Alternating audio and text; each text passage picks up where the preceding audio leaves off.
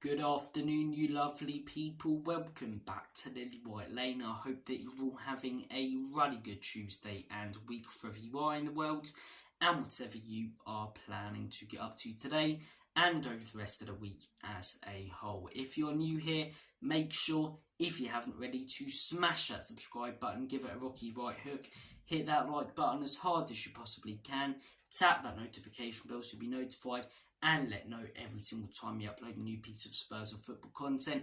And finally, comment all of your thoughts and opinions down below. Without further ado, enough faffing about, let's get cracking with this snacking. And the Euros are upon us. The Euros is set to kick off this Friday night, Germany versus Scotland, and I'm absolutely buzzing for it. But it's not the only international tournament that means a lot this summer. The Copa America does kick off in a week's time as well, and there are Spurs players in both tournaments. And with this being a Spurs channel, what better way to get set up and ready for these two respective tournaments than talking about the Spurs players who will be representing their international sides at both of these tournaments, because there are a fair few Spurs players who have been called up. First off, as I say, condolences to the players who haven't been picked for their international sides. The first one that comes to mind is James Maddison. I thought he could have offered something to that England side, but I also understand the choice not to pick him. As I say, second half of the season he wasn't good enough, and the likes of Eze got the call up. Destiny Udogie as well, condolences for not making the Italy squad. And look, there's a few other players, to say Pedro Porro with the Spain team. It's a shame about that, but there are other players who are going to the Euros. There are other players who are going to the Copa America, and I'd say some of them have a good chance of winning their respective tournaments. So look, let's crack on and let's start things off by talking about Mickey van der Ven. Mickey van der Ven will be representing the Netherlands at the Euros, and first things first, will he even start? Because we know that Ronald Koeman likes to play a back three.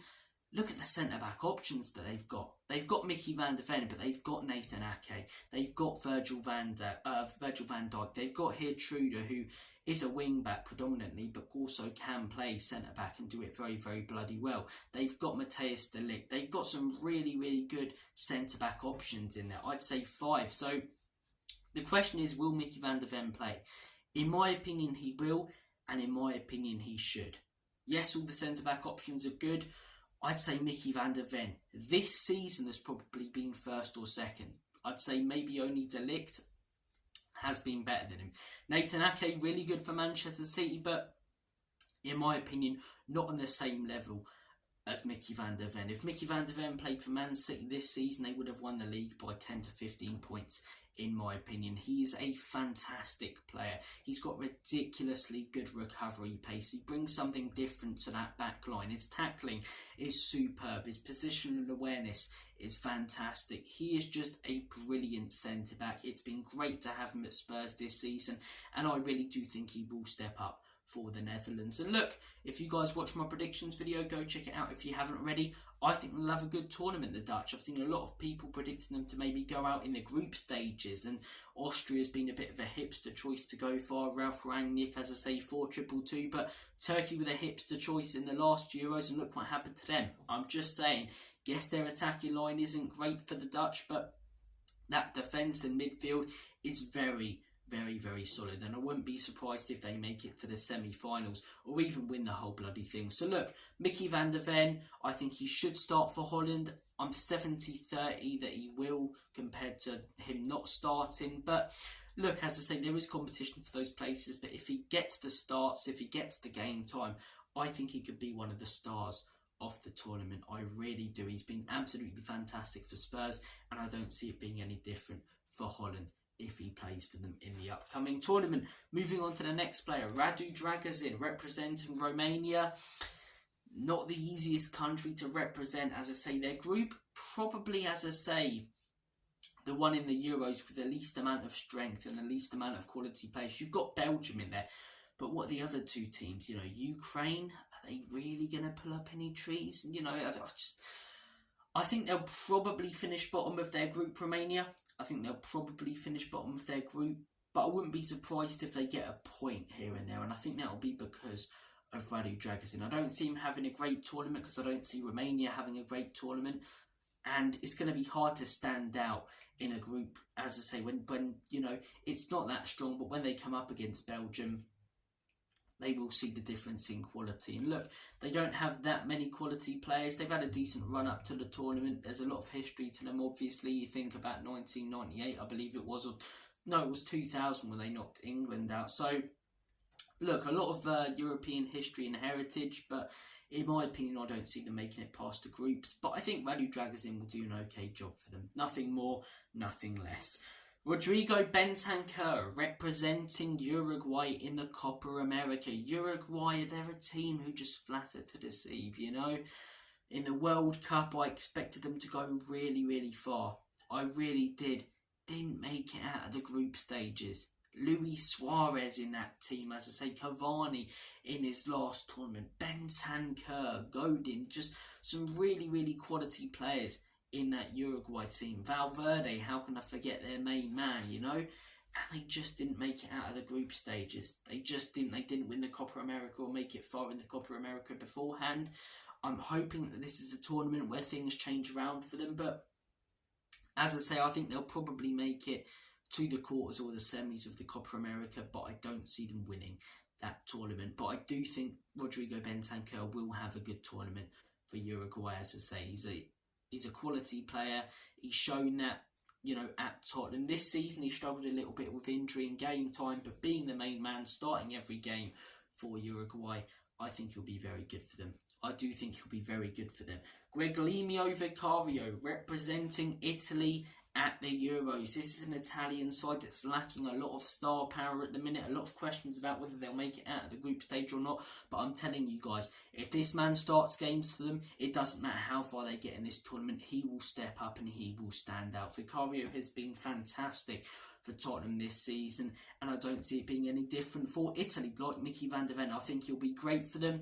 In my opinion, they'll narrowly make it out of the groups, maybe get to the quarters, and I predict them to get knocked out by England, same side of the draw. I believe that's quite likely that tie could happen. But as I say, I wouldn't be surprised if they finish third either. It's an Italian team that's lacking stars. Where are the, you know, quality Italian legends, your Pirlos, even a few years ago, your Bonucci's, your Chiellini's? Their attacking line, as I say, is flat as anything.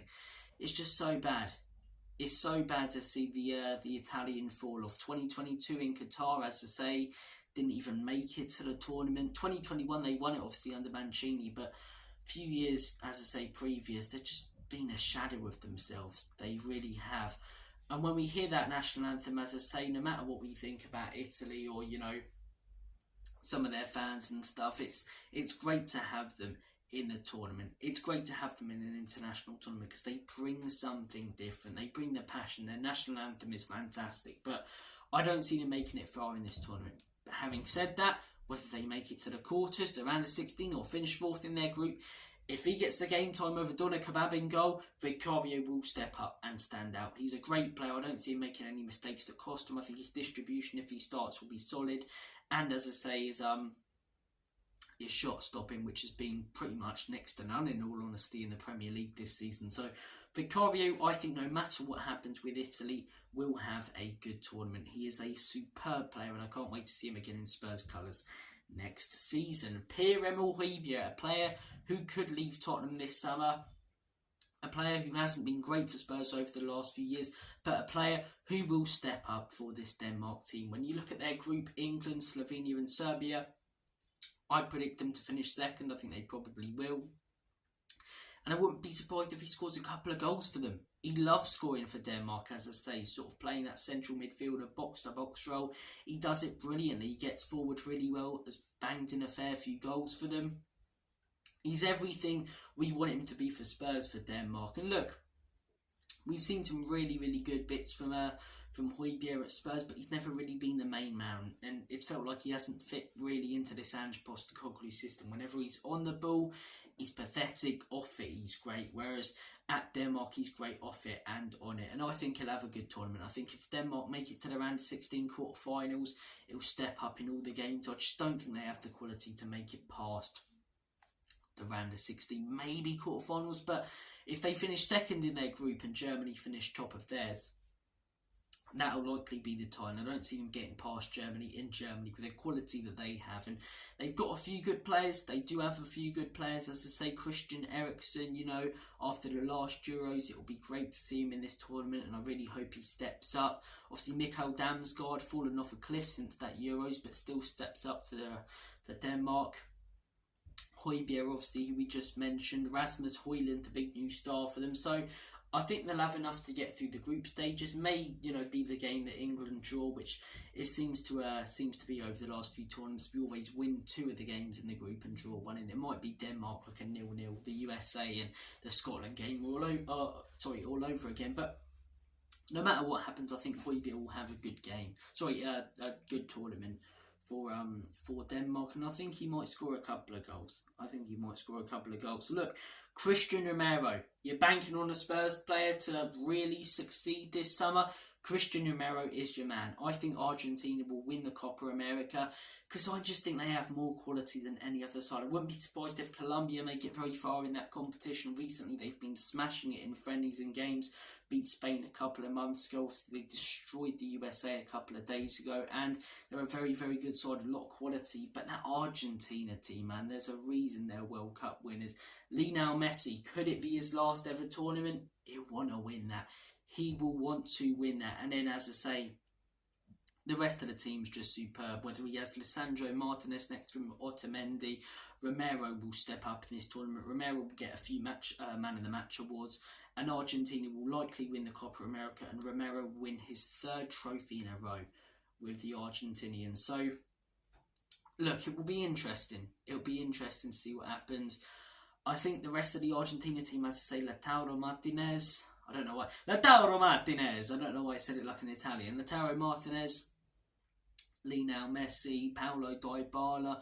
A lot of quality in that Argentina team, and I think that he will win another trophy with them. Christian Romero, another Argentinian player, Giovanni Lo Celso, likely leaving Spurs this summer, so I'm not going to spend too much time on it. Shite for Spurs. No doubt will start dribbling like prime Maradona for Argentina. He always does, and I'll always say the same thing. I don't give a monkey's toss if he steps up for Argentina. If he doesn't step up for Spurs, I don't want him at our club. Having said that, he'll have a great tournament, won't he? He'll start every game. He'll be dribbling through the midfield, tackling, showing more work ethic than he has done in all of his time at Spurs, and he'll probably play a huge part in them winning another trophy. But look, as I say, we've talked about a fair few players here. Vicario, Mickey van der Ven, Radu Dragozin, Pierre Højbjerg, Bentancur, Romero, Lo Celso. It's a shame about Dragozin, as I say, because that Romania team just aren't that great. They aren't that great whatsoever. But I think he'll do okay for them in the group stages. But guys, how do you think our lads will get on international duty? Do you think any of them will come home with a winner's medal? What do you guys think? Who do you predict will win the Euros, the Copa America? Some great football coming up. Keep tabs, as I say, and watch this space when it comes to content on this channel, because we'll continue to provide you guys transfer news and Spurs content, but I'll also be bringing out match reactions and Euros content, and maybe even a little bit of Copa America content if you're lucky. So, guys, you're absolutely awesome. Cheers for watching this video. Take care of yourselves. Have a smashing rest of your week, whatever you're planning to get up to. For those of you who have finished your GCSEs, have a great summer. I was there last year. I say great summer. It's shit outside at the minute here in the UK. But look, wherever you are in the world, whatever you're planning to get up to, have a good time. All the best. And as always, Comedy Spurs. Enoch and leave you out. In Big Ange, we trust. Come on, England.